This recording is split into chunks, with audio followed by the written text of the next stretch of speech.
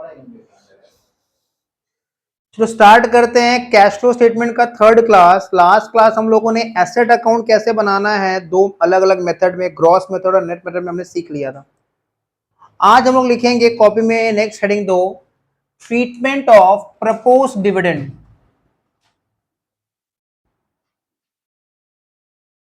Treatment of proposed dividend. सबसे पहला बात, ये डिविडेंड क्या चीज होता है? तो कंपनी जब भी अपने शेयर होल्डर्स को प्रॉफिट्स में हिस्सा देता है, प्रॉफिट्स डिस्ट्रीब्यूट करता है शेयर होल्डर्स में, उसको कहते हैं डिविडेंड। ठीक है, उसको क्या कहते हैं? डिविडेंड। प्रपोज डिविडेंड क्या होता है? मान लो ईयर है 2023-24, तो 2023-24 में एंड में जाके प्रॉफिट का पता चलेगा। 31 मार्च 2024 को बैलेंस शीट बनेगा, तब जाके पीएल बनने के बाद प्रॉफिट का पता चलेगा। यहां से मान लो 1-2 महीना बाद बोर्ड मीटिंग बैठेगा, एनुअल जनरल मीटिंग बैठेगा। मीटिंग में डिसाइड किया जाएगा कि आने वाला साल में, मतलब 2024-25 में कंपनी कितना रुपया डिविडेंड देगा फॉर द ईयर 2023-24। मतलब 2024 में ये डिसाइड होगा कि कंपनी कितना रुपया डिविडेंड देगा फॉर द प्रीवियस ईयर 2023-24। मतलब प्रपोज डिविडेंड पहले फाइनलाइज होता है और बाद में जाके पेमेंट होता है। पहले बोर्ड मीटिंग में फाइनलाइज होगा, 2024-25 में बोर्ड मीटिंग बैठेगा, मीटिंग में फाइनलाइज होगा कि 23-24 के रिस्पेक्ट में कितना डिविडेंड देना है। मान लो 10% डिविडेंड देना है, तो कंपनी 10% डिविडेंड पे करेगा 23-24 का डिविडेंड 24-25 में। इसको कहते हैं प्रपोज डिविडेंड। ठीक है, अब ये जो ट्रीटमेंट होगा इसका, कैश फ्लो स्टेटमेंट में इसका जो ट्रीटमेंट हम लोग को सीखना है, तो क्या ट्रीटमेंट होगा ध्यान से देखो।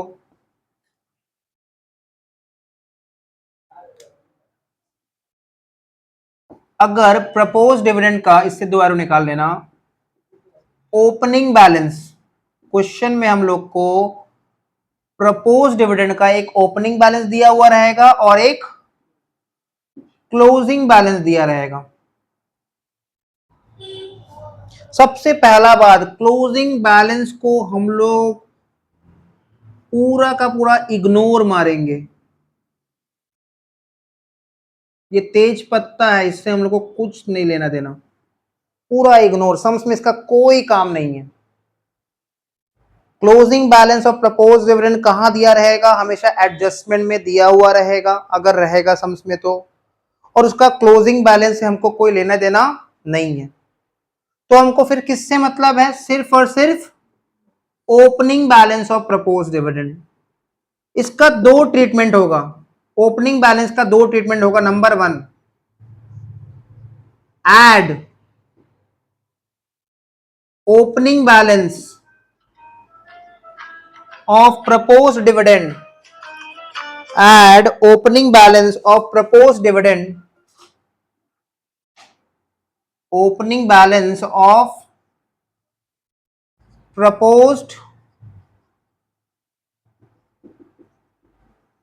dividend while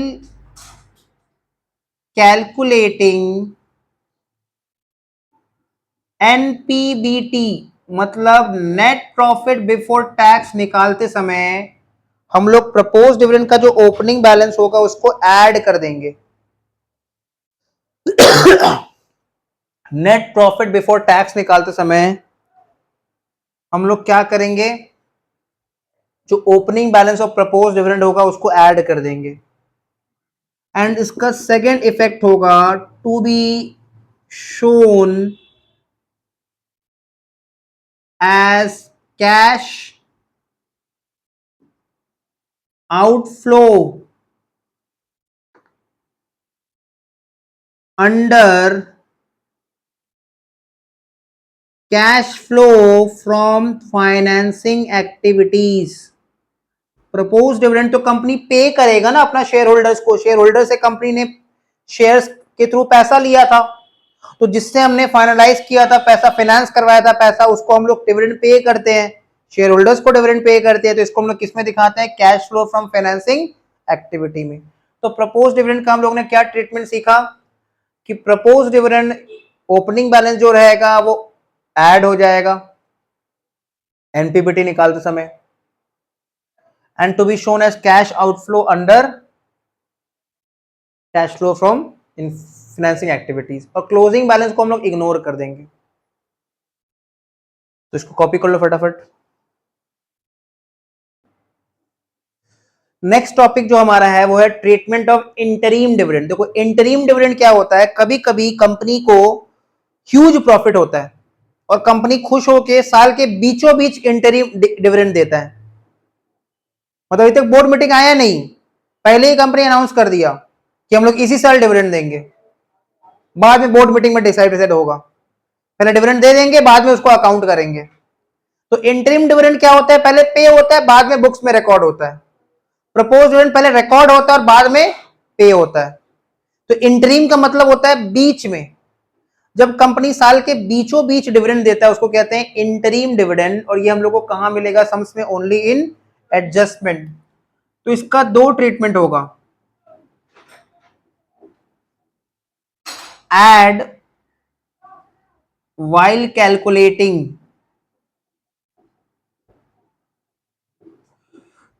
NPBT. जब हम लोग net profit before tax calculate करेंगे तो उसको क्या कर देंगे, ऐड कर देंगे। एनपीबीटी निकालते समय इंटरिम डिविडेंड को ऐड कर देंगे, और जैसे कंपनी प्रपोज डिविडेंड पे करता है वैसे कंपनी इंटरिम डिविडेंड भी पे करेगा, to be shown as cash outflow under cash flow from financing activities, to be shown as cash outflow under cash flow from financing activities। तो हमने क्या सीखा, एक तो हमने सीखा ट्रीटमेंट ऑफ प्रपोज डिविडेंड, दूसरा हमने सीखा ट्रीटमेंट ऑफ इंटरिम डिविडेंड, ठीक है। और हमने ये भी सीखा कि प्रपोज डिविडेंड का क्लोजिंग बैलेंस से हमको कोई मतलब नहीं है, लेकिन फिर भी पुराना जो सम्स है, मतलब मान के चलो 2019 या उसके पहले का जो सम्स होगा ना, उसमें तुमको दिखेगा कि प्रपोज डिविडेंड बैलेंस शीट के अंदर दिया हुआ है, पुराना सम्स में, नया सम्स में नहीं दिखेगा, क्योंकि अमेंडमेंट ये जो चेंज आया था ये 2019 के बाद आया था। तो उस समय क्या होगा, अगर वैसा हो जाता तो क्या होगा, वो स्पेशल सम में डिस्कस कर लेंगे, ठीक है। अभी जो रिसेंट ईयर में पेपर्स आएगा या जो आने वाला है या जो तुम्हारा सिलेबस है, तुमको प्रपोज डिविडेंड हमेशा हमेशा हमेशा हमेशा हमेशा एडजस्टमेंट में दिखेगा, कभी भी बैलेंस शीट के अंदर नहीं दिखेगा। और उस केस में तुमको बस उसका ओपनिंग बैलेंस को ध्यान रखना है, क्लोजिंग बैलेंस से कोई मतलब नहीं है, और इंटरिम डिविडेंड तो एडजस्टमेंट में दिया हुआ रहेगा। अब हम लोग सीखेंगे कि नेट प्रॉफिट बिफोर टैक्स कैसे कैलकुलेट करते हैं, एनपीबीटी। तो एनपीबीटी का फॉर्मेट लिखते हैं, ये सब हमारा वर्किंग नोट का पार्ट है।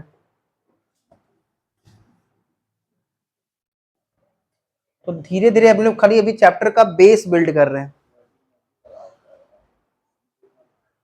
धीरे धीरे हम लोग सिर्फ अभी चैप्टर का बेस बिल्डिंग कर रहे हैं। हेडिंग दे दो कॉपी में, computation of net profit before tax, इसी को हम लोग कहते थे NPBT, computation of net profit before tax, particulars and दो अमाउंट का कॉलम।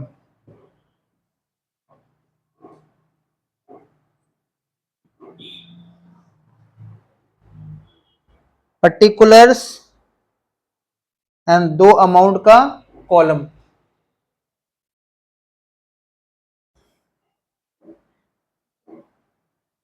तो सबसे पहले हम लोग लिखेंगे क्लोजिंग बैलेंस ऑफ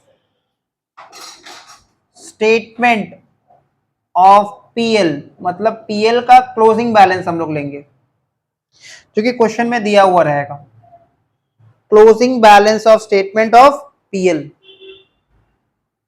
उससे हम लोग क्या लेस कर देंगे, opening balance, opening balance of statement of PL, opening balance of statement of PL. तो closing balance of statement of PL से लेस कर देंगे opening balance of statement of PL. तो ये फिगर पॉजिटिव भी आ सकता है या फिर नेगेटिव भी आ सकता है। अगर पॉजिटिव आएगा तो लिखेंगे इंक्रीज, और अगर नेगेटिव आएगा तो ऐसे लिख देंगे डिक्रीज। तो डिक्रीज को हम ब्रैकेट में लिख रहे हैं जिससे तुमको समझ में आ जाए कि नेगेटिव आने पे डिक्रीज लिखना है। Increase oblique decrease in PL, closing balance of statement of PL उससे लेस करेंगे opening balance of statement of PL, तो आएगा इंक्रीज। अगर पॉजिटिव आएगा तो इंक्रीज, और अगर नेगेटिव आएगा ये फिगर तो लिख देंगे decrease in statement of PL, decrease in PL.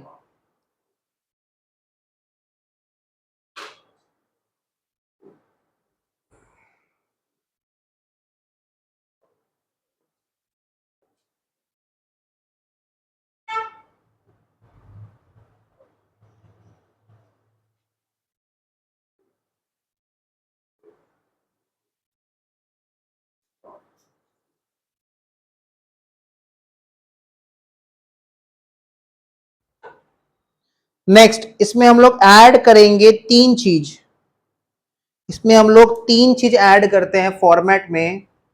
एक होता है transfer to general reserve,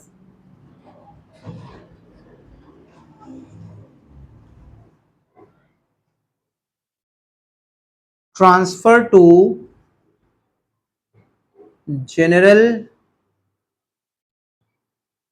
reserve, transfer to general reserve. अब ये ट्रांसफर टू जनरल रिजर्व क्या होता है, मान लो जनरल रिजर्व का ओपनिंग बैलेंस था 40,000 और क्लोजिंग बैलेंस हो गया 70,000। ओपनिंग था 40, क्लोजिंग हो गया 70, तो 40 से 70,000 हो गया। तो during the year general reserve में कितना प्रॉफिट ट्रांसफर हुआ था, 30,000। तो जितना ट्रांसफर टू जनरल रिजर्व है वो ऐड हो जाएगा। तुरंत एक स्टूडेंट का डाउट आ रहा है सर अगर उल्टा हो जाए, 70,000 से 40,000 हो जाए तो क्या होगा। तो वो एक स्पेशल सम में आएगा, ठीक है, उसको हम लोग बाद में डिस्कस करेंगे। वो 2009 का सम्स रहेगा, ठीक है, सनी लिमिटेड। वो हम लोग बाद में जब स्कॉलर आ जाएगा हमारे पास तो उसको हम लोग तब डिस्कस करेंगे, रहेगा वैसा भी सम्स आएगा, उसके लिए ज्यादा वर्किंग बनेगा। तो ट्रांसफर टू जनरल रिजर्व का मतलब अगर ओपनिंग बैलेंस 40,000 था, मान लो क्लोजिंग बैलेंस 70,000 हो गया, तो कितना ट्रांसफर हुआ, 30,000। तो जितना ट्रांसफर होगा जनरल रिजर्व में उसको हम लोग ऐड कर देंगे, ठीक है। अच्छा, next proposed dividend,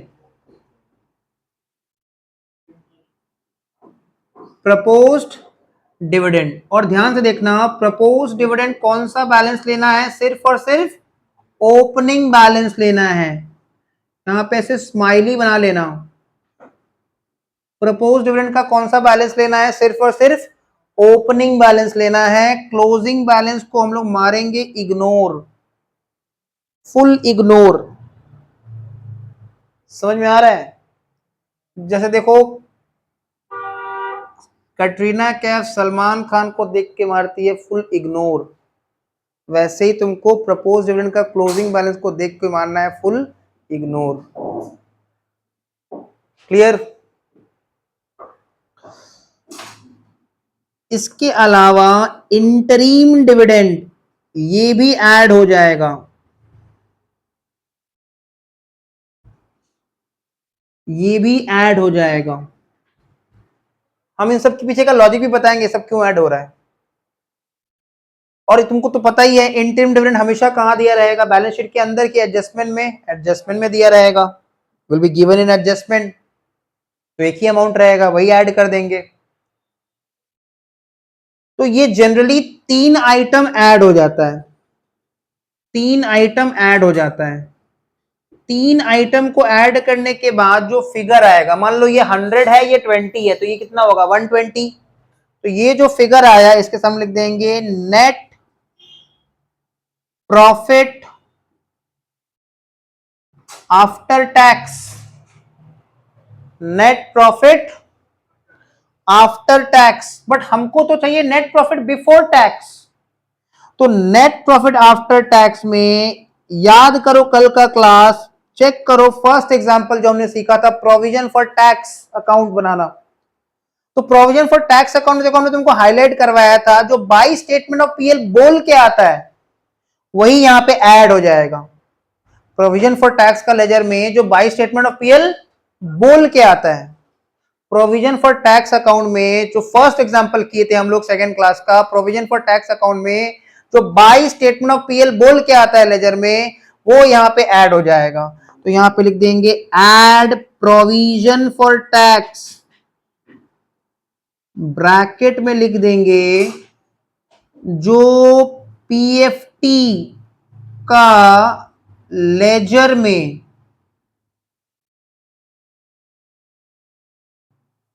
by PL बोल के आएगा।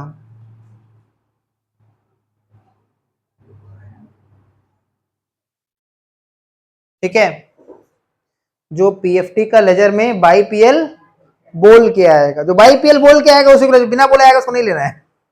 ठीक है, जो पीएफटी का लेजर में बाई पीएल बोल के आएगा वही फिगर लेना है। ऐड करने के बाद फाइनली हम लोग को मिल जाएगा नेट प्रॉफिट बिफोर टैक्स।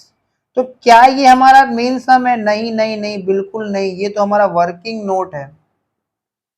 और अभी तक हम लोग सिर्फ अभी वर्किंग नोट ही बनाना धीरे धीरे सीख रहे हैं। तो ये हम लोगों ने लिख लिया फॉर्मेट। अच्छा, आज ही बता दे रहे हैं एग्जाम में तुम्हारे आजू और बाजू बहुत सारे लोग जो है ये सम्स को इस तरह से, मतलब इस चीज को इस तरह से नहीं बनाएंगे, वो लोग पीएल एडजस्टमेंट अकाउंट बना के बनाएंगे। ठीक है, तो उनका गलत नहीं, उनका भी सही है, हमारा गलत नहीं, हमारा भी सही है, बस लिखने का तरीका अलग अलग है। तो हम लोग स्टेटमेंट फॉर्म बना रहे हैं, वो लोग अकाउंट फॉर्म बनाएंगे। Calculation of net profit before tax, ये हो गया हम लोग का फॉर्मेट। अब इसके पीछे का लॉजिक जानना है कि ये फॉर्मेट का क्या लॉजिक है। देखो हमारा ऑब्जेक्टिव क्या है, नेट प्रॉफिट बिफोर टैक्स निकालना। ठीक है, ये ध्यान से सुनना,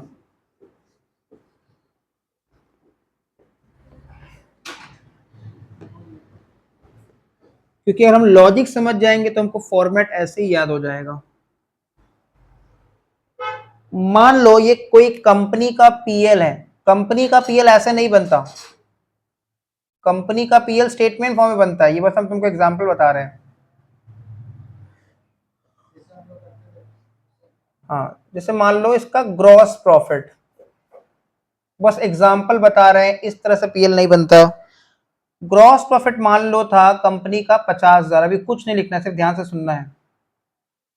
कंपनी ने अपना स्टाफ को सैलरी पे किया था, मान लो 5,000 रुपया सैलरी पे किया था, रेंट भी पे किया था, मान लो 12,000 रुपया रेंट पे किया था, डेप्रीशिएशन का भी एक्सपेंस हुआ था कंपनी का, कंपनी ने डेप्रीशिएशन को पीएल में चार्ज किया 3,000 रुपया। तो बताओ कंपनी का प्रॉफिट बिफोर टैक्स कितना आ रहा है, यहां तक का कहानी अगर हो तो कितना आ रहा है, 12 और 5 17 3 20, 30,000 रुपया। और मान लेते हैं एक बार इजी करने के लिए टैक्स का रेट 10% है, तो कंपनी कितना प्रोविजन फॉर टैक्स क्रिएट करता, 3,000। तो कंपनी का प्रॉफिट आफ्टर टैक्स मतलब नेट प्रॉफिट कितना आता, 27,000। क्लियर। फिर पीएल बनाने के बाद कंपनी पीएल एप्रो भी बनाता कि कंपनी पीएल प्रॉफिट्स को बांटता है। मान लेते हैं पीएल एप्रो का ओपनिंग बैलेंस था, सपोज पीएल एप्रो का ओपनिंग बैलेंस था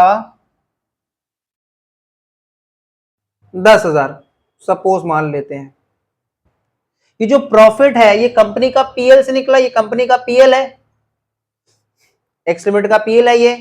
तो ये प्रॉफिट कहां ट्रांसफर होता, पीएल एप्रो में। याद है हम लोग प्रॉफिट निकालते थे स्टेटमेंट ऑफ पीएल से, उसको रिजर्व एंड सरप्लस में लेके जाते थे, opening balance of profit and loss के साथ उसको ऐड करते थे। तो ये प्रॉफिट यहां से निकला और पीएल एप्रो में जाता, तो यहां पे हम लोग लिख देते ना बाई नेट प्रॉफिट 27,000 लिख देते, ओपनिंग बैलेंस के साथ जुड़ जाता।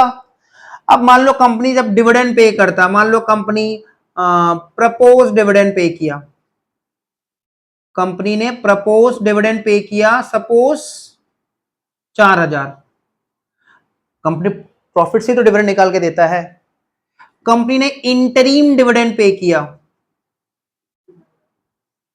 सपोज 3,000, कंपनी ने कुछ पैसा जनरल रिजर्व में भी ट्रांसफर किया, याद आ रहा है कंपनी फाइल अकाउंट्स बस लेजर में बता रहे हैं, वहां स्टेटमेंट में लिखते थे सपोज 5,000। तो अब बताओ कंपनी का पीएल एप्रो का क्लोजिंग बैलेंस कितना,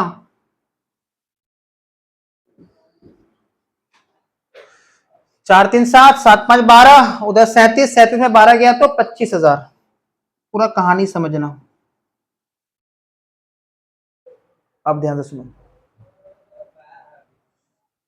हमको ना यहां तक पहुंचना है, यही है मेरा नेट प्रॉफिट बिफोर टैक्स। हमको ये नहीं पता, हमको ये पता है, ठीक है, लेजर बना के, हमको अभी ये भी नहीं पता, और हमको ये नहीं पता तो हमको ये भी नहीं पता। तो हम तुमको बताए सीधा रास्ता कैसे आए, क्लोजिंग बैलेंस तक कैसे आए।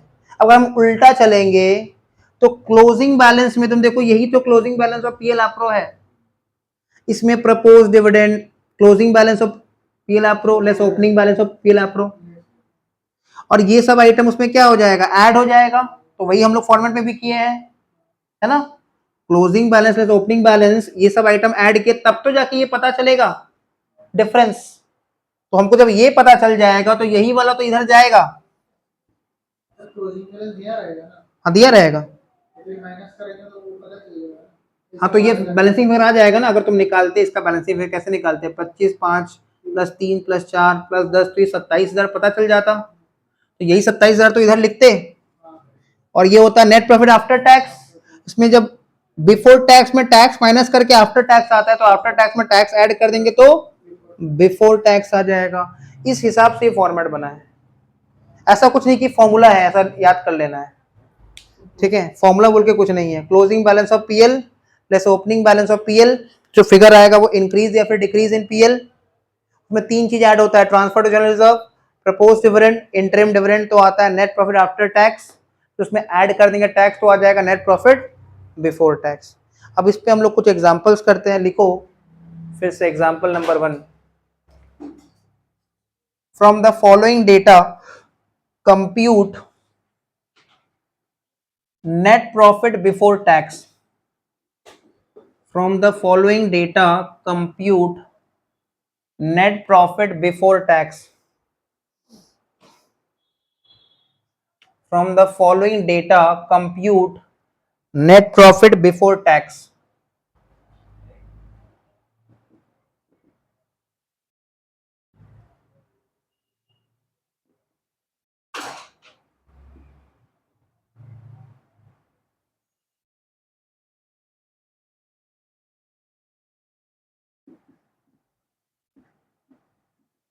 ओपनिंग क्लोजिंग, सबसे पहले लिख दो statement of PL, statement of PL. तो मान लो पीएल का ओपनिंग बैलेंस है 90,000 और क्लोजिंग बैलेंस है 2,50,000।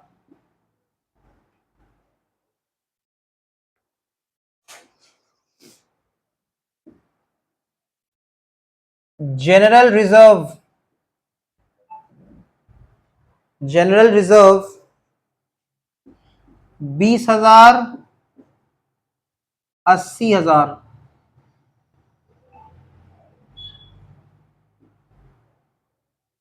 General reserve 20,000 80,000।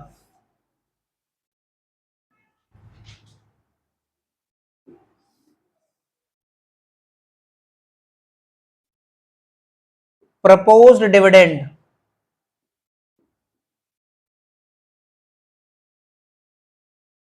15,000, 27,000।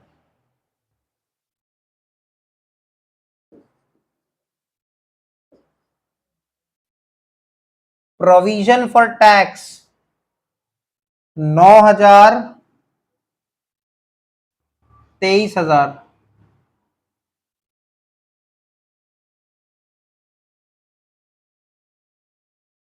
लास्ट में लिख लो इंटरीम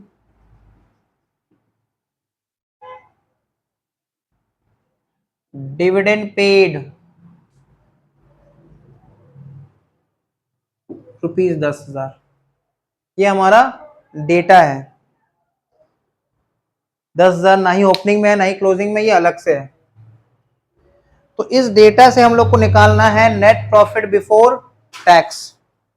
तो स्टार्ट करते हैं सोल्यूशन। देखो सोल्यूशन में हम लोग सबसे पहला काम क्या करेंगे, प्रोविजन फॉर टैक्स का लेजर बना लेंगे सबसे पहला काम, ताकि हमको पता चल जाए कि बाई पीएल वाला फिगर कितना होगा। तो स्टार्ट करते हैं सोल्यूशन। सबसे पहले बनाएंगे provision for tax account, provision for tax account.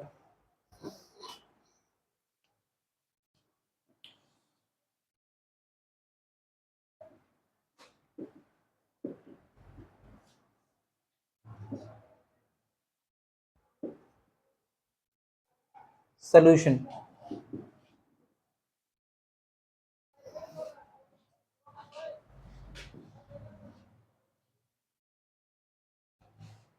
Date particulars, journal folio amount,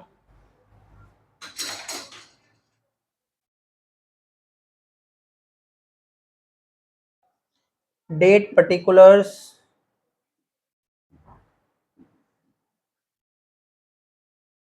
journal folio amount.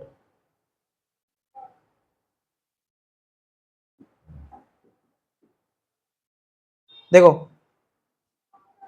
Provision for tax हम लोग को पता है कि एक लाइबिलिटी अकाउंट है, और लाइबिलिटी अकाउंट का कौन सा balance, credit balance. Liability account का होता है क्रेडिट बैलेंस। तो प्रोविजन फॉर टैक्स का जो ओपनिंग बैलेंस है उसको लिख देंगे by balance BD, by balance BD. कितना दिया हुआ था बताओ, प्रोविजन 9,000। प्रोविजन फॉर टैक्स का ओपनिंग बैलेंस लिख दिए बाई बैलेंस बीडी 9,000, और क्लोजिंग बैलेंस लिख देंगे टू बैलेंस सीडी 23,000।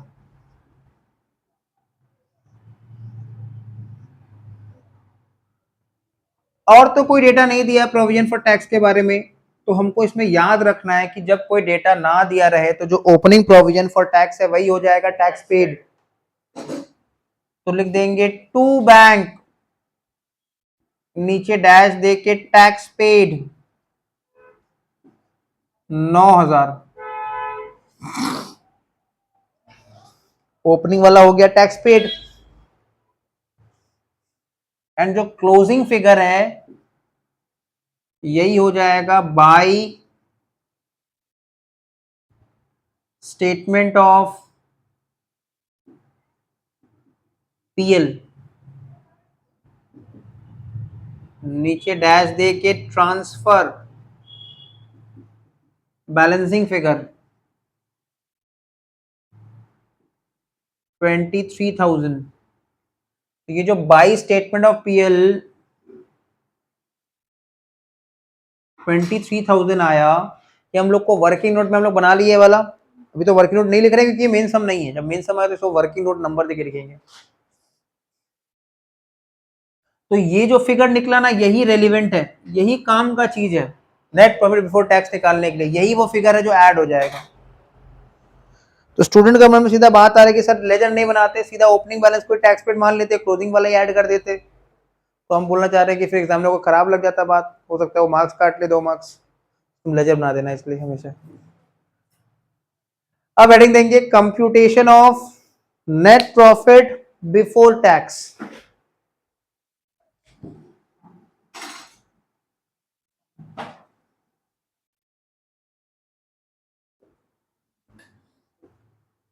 तो फर्स्ट सम है, फॉर्मेट देख देख के बनाना।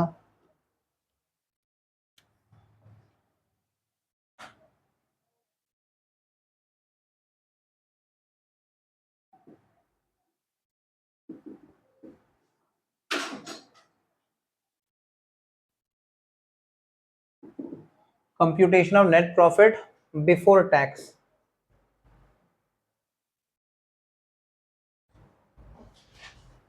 पर्टिकुलर्स और दो अमाउंट का कॉलम।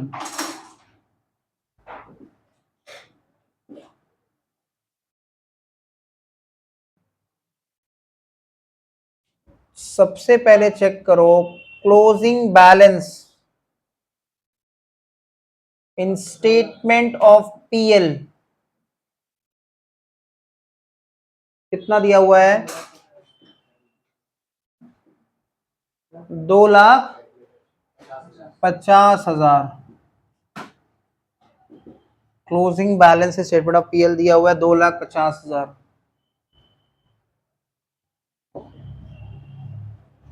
उससे हम लोग लेस कर देते हैं opening balance in statement of PL. तो कितना था opening balance in statement of PL? 90,000। तो कितना आ जा रहा है? 1,60,000 पॉजिटिव।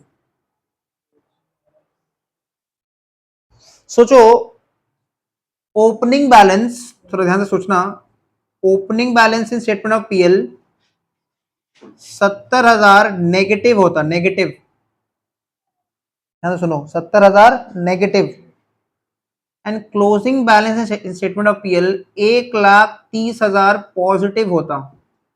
तब इंक्रीज या फिर डिक्रीज इन पीएल कितना होता? ओपनिंग बैलेंस 70,000 नेगेटिव होता और क्लोजिंग बैलेंस 1,30,000 पॉजिटिव होता। तब कितना होता? आंसर हो जाता 2 लाख। कैसे? देखो, हम लोगों ने बचपन में नंबर लाइन सिस्टम पढ़ा था, बीच में जीरो है, इधर नेगेटिव है, इधर पॉजिटिव है। तो अगर 70,000 नेगेटिव था तो 70,000 नेगेटिव से इतना प्रॉफिट अर्न करेंगे कि जीरो हो जाए 70,000। फिर जीरो से कितना प्रॉफिट अर्न करेंगे? 1,30,000 हो जाए 1,30,000। तो ड्यूरिंग द ईयर हमने कितना प्रॉफिट अर्न किया? 2 लाख। एग्जाम में ऐसा क्वेश्चन भी आ सकता है। तो यहाँ पे तो सिंपल था, पॉजिटिव में था, तो 2,50,000 closing balance less opening balance 90,000, तो फिगर आया 1,60,000। 1,60,000 हमने क्या लिखेंगे? इंक्रीज इन पीएल की डिक्रीज इन पीएल? ये हो गया increase in PL. Increase in PL में देखो हम लोग ऐड कर देते हैं ट्रांसफर टू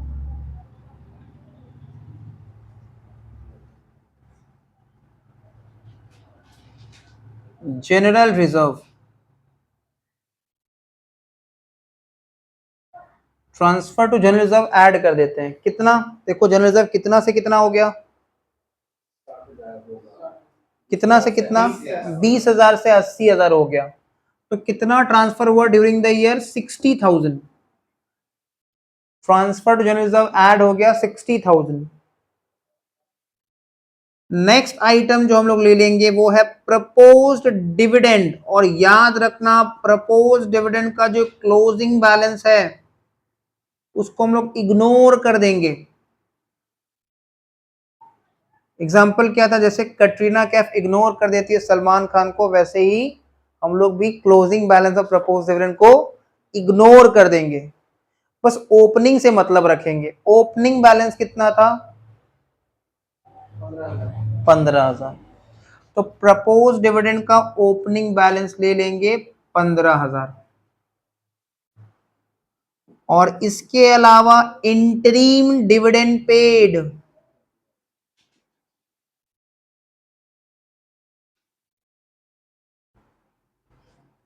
10,000। तो इन तीनों को जोड़ने पे कितना आ रहा है? 85,000। इन तीनों को जोड़ने पे आ रहा है 85,000। अब 1,60,000 जो आया है उसमें 85,000 को ऐड कर दो तो कितना आ रहा है 2,45,000। इसके सामने हम लोग लिख देंगे नेट प्रॉफिट आफ्टर टैक्स।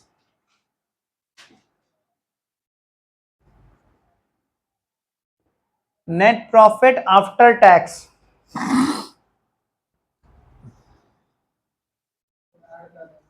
और इसमें हम लोग ऐड कर देंगे प्रोविजन फॉर टैक्स। याद रखेंगे प्रोविजन फॉर टैक्स का लेजर में जो बाई पीएल बोल के आया था वही फिगर लेना है। तो हमको एक बात बताओ, प्रोविजन फॉर टैक्स में क्या प्रोविजन फॉर टैक्स का क्लोजिंग बैलेंस 23,000 लेंगे कि बाई पीएल वाला लेंगे? ऐसे ही याद रखना है, दोनों की है लेकिन ऐसे ही याद रखना कि बाई पीएल वाला, क्योंकि वो चेंज भी हो सकता है। तो वही फिगर लेना जो बाई पीएल वाला है, 23,000 बाई पीएल वाला फिगर।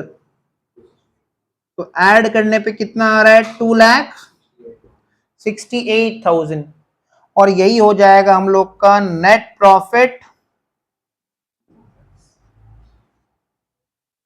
Before tax. तो आज हम लोगों ने एक और नया चीज सीख ली कि कैसे हम लोग नेट प्रॉफिट बिफोर टैक्स निकालते हैं। ये एनपीबीटी जो इतने दिन से बातचीत हो रहा था, वो एनपीबीटी क्या है, वो समझ में कहाँ काम आएगा वो तो बाद में पता चलेगा। ठीक है, अभी हम लोग धीरे धीरे एक एक करके सीढ़ी चढ़ रहे हैं। ठीक है, क्लियर? तो पीएफटी का लेजर बनाना सीखे, एसेट अकाउंट बनाना सीखे हैं, प्रपोज डिविडेंड का क्या ट्रीटमेंट होगा, एंट्रीम डिविडेंड का ट्रीटमेंट सीख गए, एनपीबीटी कैलकुलेशन सीख गए।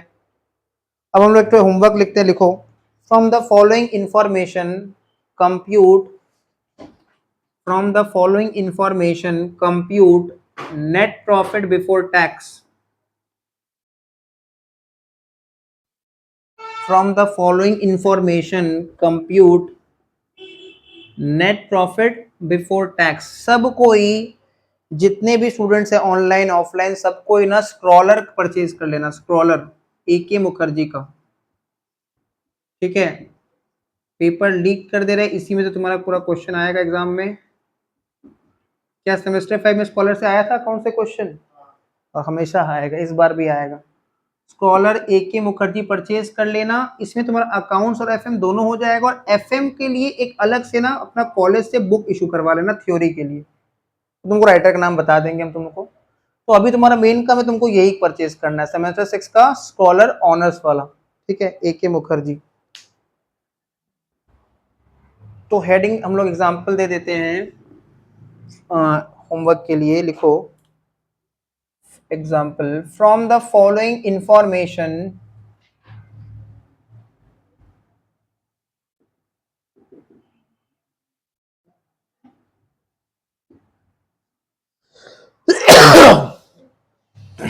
compute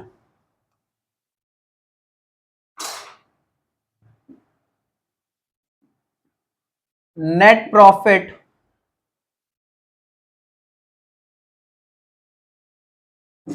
before tax.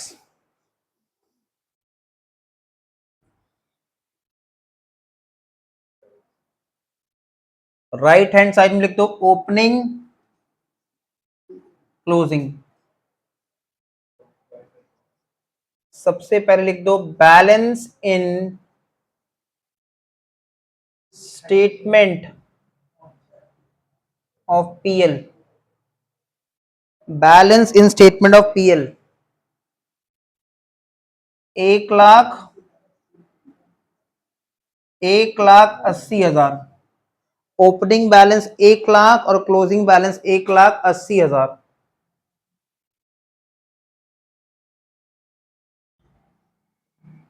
General reserve, general reserve 12,000 और 30,000। जनरल रिजर्व 12,000 और 30,000।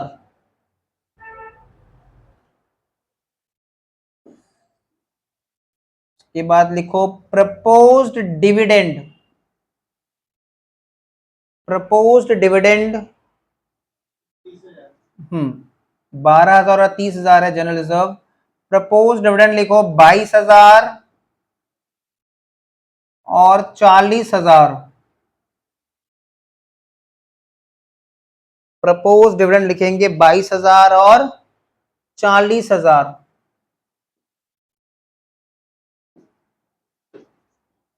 Provision for tax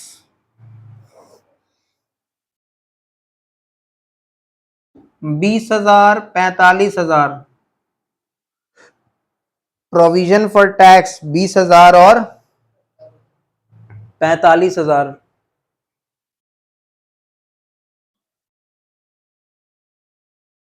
interim dividend paid ₹15,000 और उसके नीचे अलग से ऐड कर लो टैक्स पेड ₹22,000। तो ये तुम लोग का होमवर्क रहेगा, इसको होमवर्क बना के लाना है। हम लोग पहले चैप्टर का यहाँ तक पहले कवर कर लिए हैं। अब नेक्स्ट क्लास में जो है नया चीज चैप्टर का फॉर्मेट सीखेंगे। ज्यादा नहीं, 1.5 पेज का फॉर्मेट है, ठीक है। 1.5 पेज का फॉर्मेट में एक एक लाइन सीखना जरूरी है कि ऐसा क्यों हुआ और कैसे हुआ, इसलिए उसको न्यू क्लास से स्टार्ट करेंगे। तो next class that is Monday वाला क्लास में हम लोग फॉर्मेट स्टार्ट करेंगे। एनपीबीटी तक हो गया।